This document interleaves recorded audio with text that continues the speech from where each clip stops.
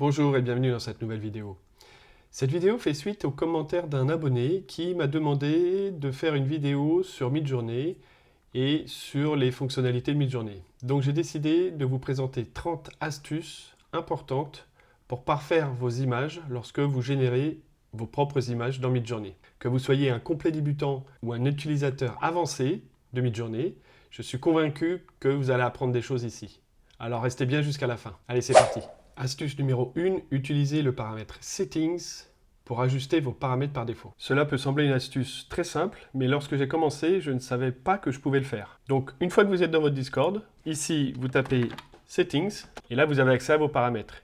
Ici, vous avez maintenant un nouveau champ avec plusieurs paramètres, notamment les différentes versions de Midjourney, mais vous pouvez également styliser de manière basse, médium, haute ou très haute vos images. Vous avez un mode remix, on va le voir tout à l'heure. Vous avez des paramètres sur les variations, un mode en turbo et un mode fast, et un mode relax. Selon votre abonnement et selon vos besoins, vous pouvez modifier donc tous ces paramètres. Astuce numéro 2, utilisez le paramètre "-AR" pour ajuster votre rapport d'aspect pour vos images. Ici, j'ai pris l'exemple d'un château médiéval au milieu des bois, et vous voyez que par défaut, il met au format carré, 1 sur 1. Moi, je voudrais ici le mettre avec un ratio de 16 neuvièmes. Donc ici, vous tapez le prompt habituel, imagine, et ici en fin de phrase, vous mettez "-AR 16 neuvièmes.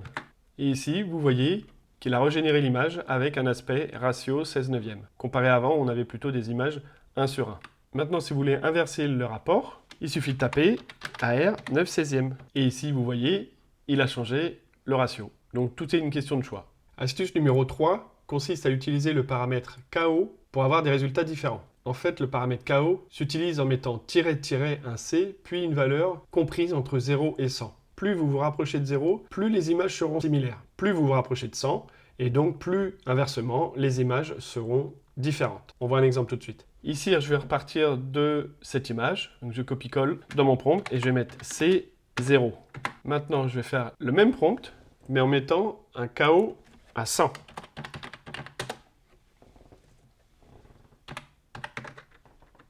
Voilà, vous voyez la différence? Ici, j'ai demandé des images similaires, puisque j'ai mis un KO à 0, ok? Et ici, j'ai mis un KO à 100, donc j'ai demandé des images très différentes. Et effectivement, toutes les 4 images ici sont clairement différentes. Il y en a une en noir et blanc qui ressemble à un château. Ici, la première image, c'est pas vraiment un château, et les deux du bas, c'est très coloré. Il y a des poissons, il y a de l'eau, et puis celle-ci, on est loin d'imaginer que c'est un château. En tout cas, quand on en croit le prompt qui a été demandé dans Midjourney. Donc n'hésitez pas à utiliser ce paramètre KO si vous voulez des images similaires ou des images très différentes. La quatrième astuce est d'utiliser la commande Blend pour mixer, mélanger deux images. Laissez-moi vous montrer de quoi je parle. Ici, on va réutiliser les deux images qu'on a vues précédemment. J'ai upscalé la première image du château ici et la quatrième image qui est quand même très différente du soi-disant château avec un KO de 100. Donc ici, je les ai upscalés. Et ici, la commande qu'il faut taper, c'est Blend. Et vous faites Entrer. Et voilà, ici, vous avez le résultat de 4 images, mixant la première image du château médiéval ici, et de cette représentation d'un château. Ici, vous avez le résultat. Astuce numéro 5, essayez des invites à mots uniques pour des résultats surprenants. Donc ici, je vous montre un exemple. On va taper la commande habituelle, imagine, et on met juste un seul mot, par exemple, surréalisme. Et vous lancez le prompt, simplement. Et là, vous laissez travailler l'imagination de Midjourney, qui va vous proposer 4 images qui, selon lui, représentent le surréalisme. Parfois, vous avez des images un peu particulières, mais parfois, vous pouvez avoir de bons résultats. Ici, vous voyez, en un seul mot, j'ai pu représenter le surréalisme. Moi, j'ai pris l'exemple avec surréalisme, mais vous pouvez tester avec la joie. Et là, simplement avec un seul mot, Midjourney vous fait des propositions que je trouve tout à fait correctes. Donc, tentez avec un seul mot parfois, vous pourrez avoir de très très bons résultats. Astuce numéro 6, utilisez le paramètre Stylize pour une créativité différente. La valeur de ce paramètre Stylize varie entre 0 et 1000, mais dans Midjourney, la valeur par défaut c'est 100. Si vous mettez le paramètre à 0, Midjourney produira des images très proche de votre prompt, mais sans la créativité et vos images seront moins artistiques. Si vous mettez ce paramètre à 1000, Midjourney sera très créatif, vos images seront très artistiques et du coup nettement moins connectées au prompt saisi. Donc à vous de choisir si vous voulez absolument coller au prompt ou laisser Midjourney, laisser le côté artistique de Midjourney s'exprimer. Donc ici on va faire un exemple avec 0 et 1000 pour voir les extrêmes. Donc j'ai pris ce prompt là. Donc ici je lui ai demandé un paysage hivernal ensoleillé en montagne avec donc de la neige, un ciel bleu, des sapins couverts de neige. Voici ce que ça donne, donc assez réalistique. Donc là, il a carrément collé au prompt que je lui ai demandé. Et maintenant, on va faire l'exemple avec le paramètre à 1000 et on va voir la différence. Et ici, on voit le côté artistique. Vous voyez, il y a un fond, en fond d'écran, il y a une montagne. Ici, on a une vue comme si on était en haut de la montagne, on voit presque l'horizon, et moins corrélé au prompt saisi. Avec des ombres, vous voyez ici, etc. Astuce numéro 7, utilisez les modèles Niji pour des images de style animé. Je vous recommande d'utiliser et d'activer la fonction Niji. Pour ça, c'est très simple. Vous allez dans les settings.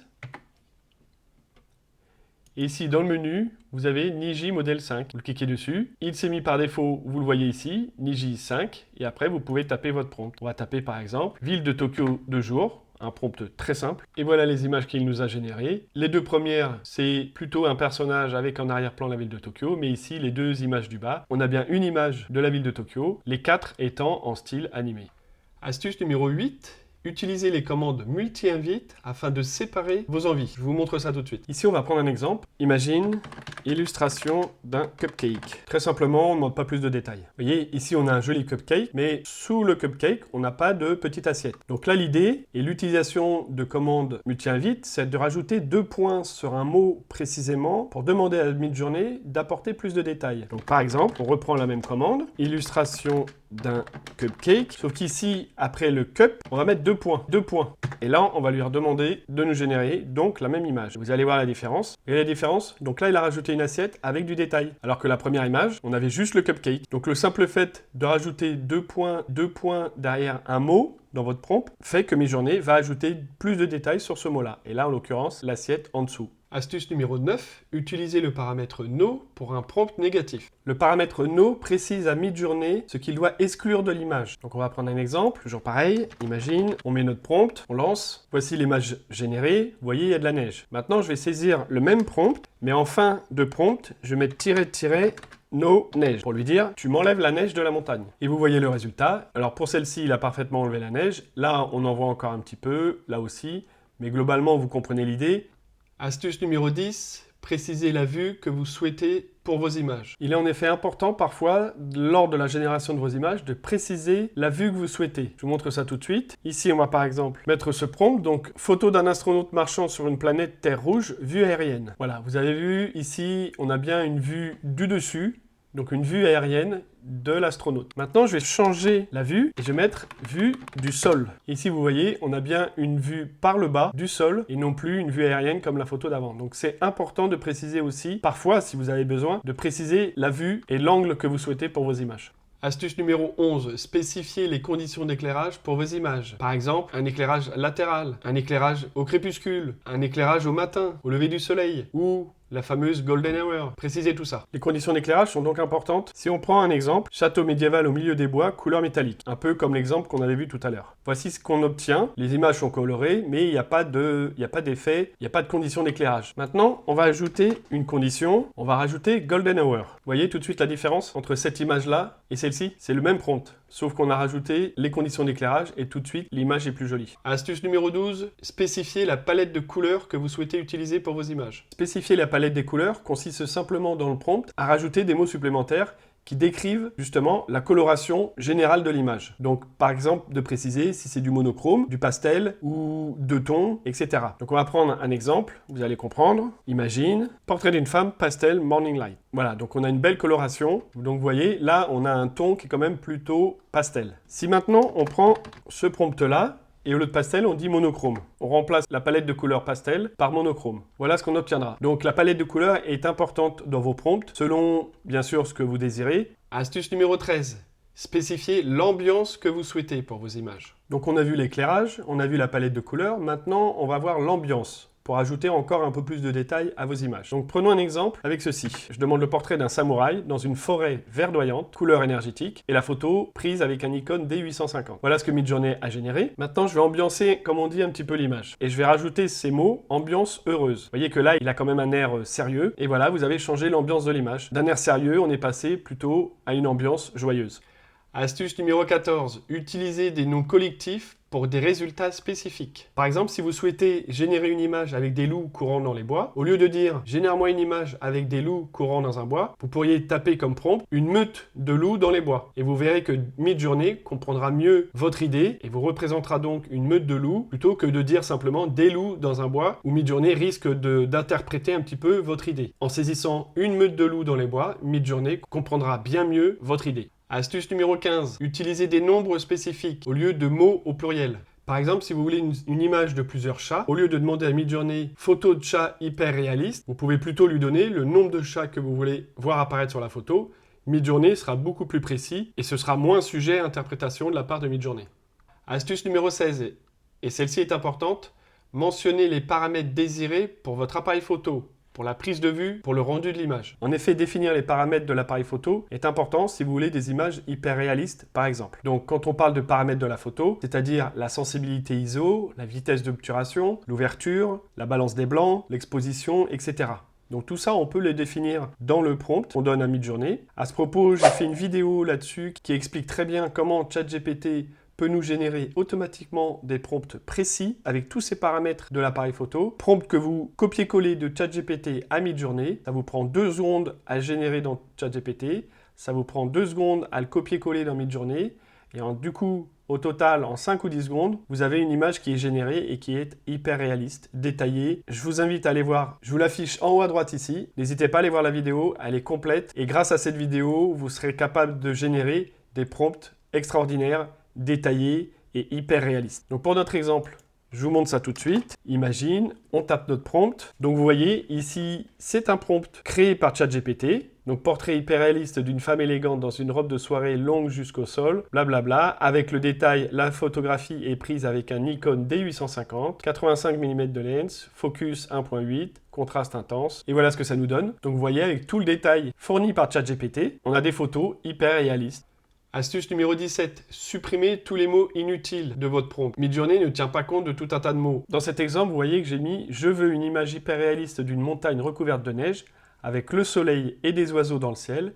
L'image a été prise avec un appareil Nikon D850. » Quand je dis qu'il y a des mots inutiles dont Midjourney ne tient pas compte, je veux parler, par exemple, « Je veux une image », ça sert à rien pour Midjourney. « Recouverte de neige », ça sert à rien du tout. Il suffit de mettre une virgule neige. Avec le soleil, ça sert à rien du tout. L'image a été prise avec un appareil Nikon D1. Toute cette partie-là ne sert à rien. L'image a été prise avec un appareil. Vous mettez simplement Nikon D850. Et c'est pareil. Un prompt avec des mots-clés comme ceci suffit largement à Midjourney pour vous générer de belles images. Vous avez bien les montagnes avec de la neige, le soleil, des oiseaux dans le ciel, de très belles images. Astuce numéro 18. Rappelez-vous que Midjourney ne peut pas interpréter la ponctuation. Si vous mettez par exemple des points d'interrogation, Midjourney ne saura pas les interpréter. Donc, ne perdez pas de temps à les mettre. Utilisez uniquement les points et les virgules. Astuce numéro 19, celle-ci elle est toute simple. Ne mettez pas de majuscules. Pourquoi? Tout simplement parce que Midjourney ne tient pas compte des majuscules. Donc, pourquoi en mettre? Astuce numéro 20. Focussez sur ce que vous voulez dans vos images et non pas sur ce que vous ne voulez pas. Par exemple, si vous voulez une image avec 6 chats et pas de chien, alors dites simplement à Midjourney, génère-moi une image avec 6 chats, au lieu de dire 6 chats et pas de chien. Sachez que Midjourney prend en compte tous les mots de votre prompt. Donc s'il voit le mot chien, il y a certainement un chien qui apparaîtra dans l'image à un moment ou un autre. Donc si vous voulez pas de chien, ne le mettez pas, mettez simplement photo avec 6 chats. Et bien sûr, vous pouvez également utiliser le paramètre No qu'on a vu précédemment dans cette vidéo pour exclure un élément. Astuce numéro 21, utilisez des emojis dans des prompts courts et amusants. Vous allez être surpris. Midjourney comprend aussi très bien les emojis. Donc vous lui donnez simplement 2 emojis, comme ces deux-là, et vous lancez la génération de l'image. Donc on a mis un emoji avec des cœurs dans les yeux et un soleil. Et le résultat, vous avez le soleil. Et voilà l'interprétation de Midjourney avec vos 2 emojis. Donc bien sûr, ce qui est amusant, c'est de combiner les emojis, de faire des tests et de voir comment Midjourney vous génère vos images. Parfois, un simple emoji ou une combinaison un peu particulière d'emojis peut vous générer de très belles images. Astuce numéro 22. Combiner les prompts multiples pour des images complexes. Imaginez que vous souhaitiez combiner deux images que vous avez générées pour obtenir une seule et même image. Par exemple, un portrait et les couleurs d'une image que vous voulez générer. Vous faites Imagine, on va récupérer ce prompt-là, vous le mettez ici, virgule, et on va récupérer ce prompt-là. Et vous lancez la recherche. Et ici, vous voyez qu'il a mixé le portrait en noir et blanc de la jeune femme avec l'environnement, l'ambiance de la montagne. Astuce numéro 23, celle-ci elle est quand même connue je trouve, mais je la dis quand même. Upscaler vos images préférées pour une meilleure qualité. Pour upscaler une image c'est très simple. Vous choisissez votre image, on va prendre la première. Cliquez sur U1, que U1 correspond à l'upscale de l'image 1. 4 images, il y a 4 upscales. Voilà, vous avez votre image qui a été upscalée. Vous le cliquez dessus pour l'agrandir. Vous faites un clic droit, Save Image As, et vous l'enregistrez sur votre bureau. Et là vous aurez une meilleure qualité d'image. Astuce numéro 24, utilisez la commande /help pour de l'aide dans le Discord. De l'aide et de l'information, vous allez voir. Donc vous tapez help et là vous avez cette page qui apparaît. Au début, vous avez pour les débutants un guide qui vous explique comment vous abonner, comment démarrer avec le Discord, comment saisir le prompt, etc. Vous avez le site en lui-même de Midjourney. Vous avez les commandes basiques. Vous avez des options avec le document sur lequel je me suis appuyé pour préparer cette vidéo d'ailleurs. Donc là, un document important avec les paramètres, les commandes, tout un tas d'informations et encore d'autres liens avec d'autres informations. Donc si vous vous posez des questions, je vous invite à aller voir ce document, ça peut vous être d'une aide précieuse. Astuce numéro 25, cherchez des idées de prompt dans le showcase de Midjourney. Et oui, ça existe. Donc si vous allez dans le showcase de Midjourney, je vous mettrai le lien dans la description bien sûr, vous arrivez sur cette page-là. Et ici, vous avez toute une série d'images générées par la communauté et vous avez accès au prompt. Imaginons cette image-là par exemple. Vous voyez ici, vous avez le prompt qui a permis la génération de cette image-là. Donc si vous voulez vous inspirer de cette image-là, faites un copier-coller du prompt directement dans le Discord de Midjourney, vous le modifiez selon vos besoins et vous récupérez l'ambiance de cette image. Astuce numéro 26. Créez des fonds d'écran customisés, personnalisés pour votre ordinateur et ou votre téléphone portable. Midjourney peut en effet vous générer des images en quelques secondes, ces images pouvant vous servir pour vos fonds d'écran ou vos arrière-plans de bureau d'ordinateur. Je vous montre un exemple ici. Donc j'ai saisi un prompt, aurore boréale étincelante, mélange de bleu et de vert et de violet, reflet sur l'eau calme d'un lac, etc. Voilà l'image que Midjourney a générée. Il suffit d'upscaler une image. Donc là c'est un prompt que j'ai généré grâce à ChatGPT. Donc c'est un prompt assez précis, déjà au format 9/16e, donc pour téléphone portable. Et voilà l'image générée par Midjourney, image que je peux sauvegarder sur mon ordinateur et utiliser comme fond d'écran pour mon téléphone portable. Astuce numéro 27, combiner des images avec des œuvres d'art célèbres. Il est également intéressant avec Midjourney de combiner une ambiance ou une situation avec un personnage célèbre par exemple. Donc là je demande astronaute inspiré par Mona Lisa, hyper réaliste, en pose assise, portant une combinaison spatiale avec le sourire calme et énigmatique. Donc là, c'est un prompt également généré par ChatGPT. Donc voilà ce que Midjourney a interprété sur la base de mon prompt. C'est un peu comique, surtout celle-ci. On voit quand même Mona Lisa en combinaison d'astronaute. Elle est assise. Et là, on a deux astronautes. Pas de visage de Mona Lisa. On a du mal à y croire. Celle-ci, elle n'est pas très représentative de mon prompt, je trouve. Mais celle-ci pourrait être comique. Faites des tests. Vous savez que Midjourney, il faut parfois générer 2-3 fois avant qu'on obtienne ce qu'on veut. Mais vous avez compris l'idée ici. Astuce numéro 28. Combiner une image et un prompt pour des besoins spécifiques. Donc ici, l'idée, c'est d'utiliser une image et en y ajoutant un prompt. Donc la structure, je vous la mets à l'écran. Dans Midjourney, la structure d'un prompt, c'est comme ceci, toujours. Donc au début, on met les images. Après, on met le texte, donc les mots-clés.